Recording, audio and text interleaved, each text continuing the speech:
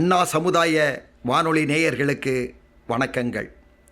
சிறுகதையும் சிந்தனையும் என்ற தலைப்பில் உங்களை சந்திப்பது சொல்வேந்தன் என்கிற டி.எம். செல்வக்கனி என்பவன் ஆவேன்.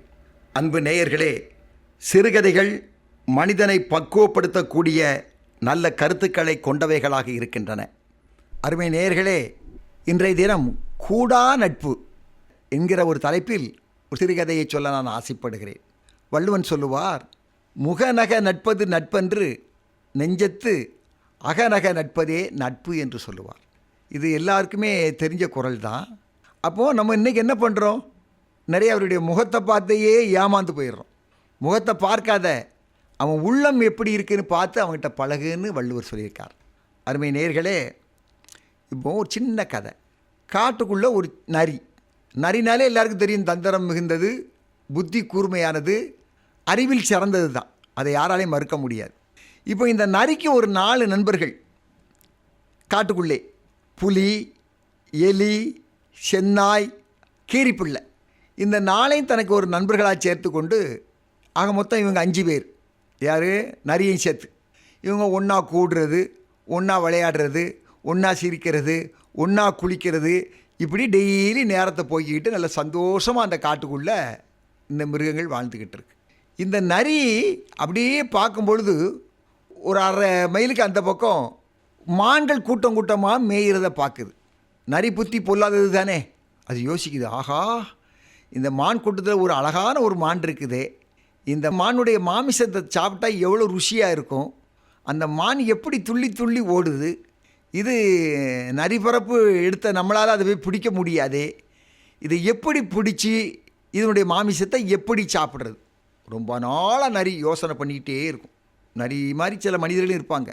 அப்போ இந்த நரி இந்த யோசனையிலே இருக்கும் பொழுது ஒரு நாள் தன்னுடைய நண்பனான புலியை கூப்பிட்டு, நீ தான் வேட்டையாடுறதுல கில்லாடியாச்சே, என்ன பண்ணுறதா, அந்த மானை போய் எப்படியாவது வேட்டையாடி கொண்டு வா, நாம் 5 பேரும் ஒன்றா உட்காந்து அதை சாப்பிடலாம், சாப்பிட்ற நாள் ஒரு நல்ல நாளாக நம்ம ஒரு விருந்து நாளாக கொண்டாடிடுவோம் அப்படிங்குது. புலியும் அதை ஒத்துக்கிடுது. மான் அப்படி மேய்ஞ்சிக்கிட்டு இருக்க இடத்துல போய் இந்த புலி அப்படி பதுங்கிருந்து போய் இந்த மானை விரட்டி பிடிக்க போகுது. மான் பிடிபட மாட்டேங்குது. மான் தப்பிச்சு ஓடுது. அது ஆண்டவனுடைய படைப்பு. மான் வேகமாக ஓடும், பிடிக்க முடியலை புலியால்.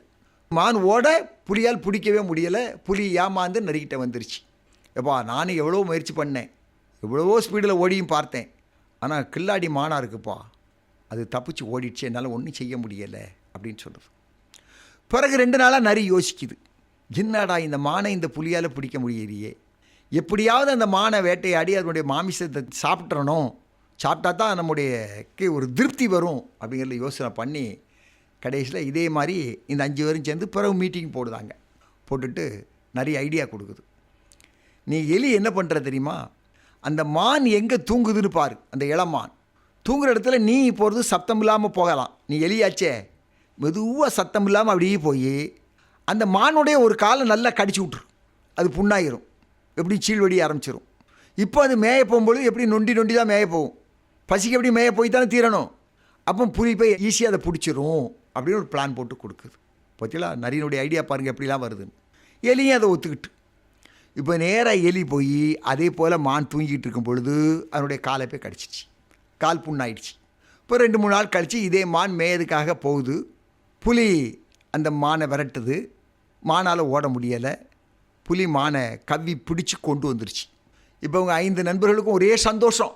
ஏன்னா இப்போ மான் வந்துருச்சு இல்லை, இப்போ மானுடைய மாமிசத்தை 5 பேர் சாப்பிடணும், சந்தோஷமாக குமான் அடிக்கணும், சந்தோஷமாக கொண்டாடணும், சிரிக்கிறாங்க, பாடுறாங்க, ஓடுறாங்க, யாகா ரொம்ப மகிழ்ச்சி ஆனந்தத்தில் துள்ளி துள்ளி குதிக்கிறாங்க இந்த 5 பேரும். அப்போது நம்ம தந்திரக்காரன் நரி சொல்லுது, இப்போ நல்ல சாப்பாடு நமக்கு இருக்குது, நம்ம யாரும் குளிக்காமல் சாப்பிட்டா அவ்வளோ ருசியாக இருக்காது. நான் ஆல்ரெடி காலையிலேயே குளிச்சுட்டு வந்துட்டேன் ஆற்றுல, நீங்கள் 4 பேர் போய் ஆற்றுல குளிச்சுட்டு சீக்கிரம் வாங்க, நம்ம ஒன்றா உட்காந்து சாப்பிடலாம் அப்படிங்குது. எல்லாம் குளிக்க போயிட்டாங்க 4 பேரும். நரி அந்த மானுடைய மாமிசத்துக்கு காவல் இருக்குது. இப்போ குளிக்க போன அந்த 4 மிருகத்தில் முதல்ல புலி வருது. புலி வந்த உடனே நரி புலியை பார்க்கு, புலியாரே, இந்த எலி பைய ஒரு விஷயத்தை சொன்னான், அதை கேட்டால் நீங்கள் ரொம்ப வருத்தப்படுவீங்க, ஆனால் எலி இவ்வளவு மோசமான எலியாக இருக்கும்னு நான் கூட எதிர்பார்க்கலை, அவன் என்ன சொன்னான் தெரியுமா அப்படின்னு கேட்குது. உடனே புலி கேட்குது, அப்படி என்ன சொன்னான் சொல்லுன்னு கேட்குது. வேறு ஒன்றும் இல்லை. புலி ஒன்றும் பெரிய வீர காரிய சாதித்தது மாதிரி நினைக்காத. எலியாகிய நான் அந்த மானுடைய காலை கடிக்க போய் தான் இந்த புலியால் அந்த மானை பிடிக்க முடிஞ்சிச்சு. எனவே இந்த மான் இன்றைக்கி நமக்கு உணவாக வருதுன்னா இதுக்கு முழு காரணமும் நான் தான். எலியான நான் தானே அது காலை கடித்து அதை ஊனப்படுத்தி அதை பிடிக்கிறதுக்கு வச்சது நான் தானே காரணம் அப்படின்னு அது பெருமைப்படுத்தி சொல்லிச்சுப்பா அப்படின்னுச்சு. புலிக்கு கோபம் வந்துருச்சு. ஆஹா, ஒரு சாதாரண ஒரு 100 கிராம் எடை உள்ள ஒரு எலி எனக்கு உதவி செஞ்சு நான் வேட்டையாடி ஒரு மானை பிடிச்சிட்டு வந்து அந்த மான் கறியை சாப்பிட்டா எனக்கு இழுக்காச்சே. எனவே இந்த மான் கறி எனக்கு வேண்டாம், நான் ஏதாவது வேற ஒரு மிருகத்தை நான் வேட்டையாடி சாப்பிட்டுக்கிட்டேன்னு சொல்லி அந்த புலி இடத்த காலி பண்ணிட்டு போயிடுச்சு. இப்போது அடுத்தபடியாக யார் வரானா, எலியே வருது. எலி வந்து குளிச்சுட்டு வந்தாச்சு, எலி சாப்பிட்றதுக்கு ரெடியாக வருது. நரி பார்க்குது. எலியாரே ஒரு விஷயம் தெரியுமா, உனக்கு முன்னாடி கீரிப்பிள்ளை வந்துச்சு, வந்தது இந்த மானை பார்த்துது. இது எலி கடித்த மான் தானே, எலியினுடைய விஷம் இந்த மானில் பரவி இருக்கும், எனக்கு வேண்டான்னு அது சொல்லிட்டு போயிடுச்சு. உடனே எலி யோசிக்க ஆரம்பிச்சு, ஆஹா, நாம் கடித்தனால இந்த மான் மேலே விஷம் பரவி இருக்கும், எனவே எனக்கும் இது வேண்டாம்னு சொல்லி எலி சொல்லிட்டு போயிடுச்சு. 3வது சென்னாய் வருது. சென்னாய்கிட்ட இந்த நரி சொல்லுது, புலி ஏற்கனவே வந்துச்சு, சென்னாயாகிய உன்னை தேடிச்சு, உன்னை இது எப்படி புலி அடித்து கொல்லணும்னு ஆசைப்படுது, அதனால் நீங்கள் சாப்பிட்றதுங்க உட்காராத.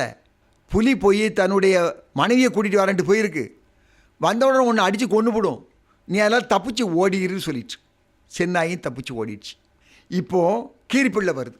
கீரிப்பிள்ளையை பார்த்து நரி சொல்லுது, இங்கே பாரு, இந்த மானை மற்ற எல்லாருமே வேண்டான்னு சொல்லி ஒதுக்கி விட்டுட்டு போயிட்டாங்க, இப்போ நீ வந்திருக்க இதை சாப்பிட்றதுக்கு, நான் இருக்கிறேன், நம்ம 2 பேரும் சண்டை போடுவோம், யார் ஜெயிக்காங்களோ அவங்க மானை சாப்பிடலான்னு சொல்லுது.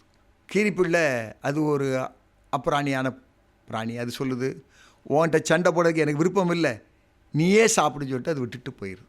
அப்போ நரி தான் தனிமையிலேயே அந்த மானை உணவாக அருந்துகிறது.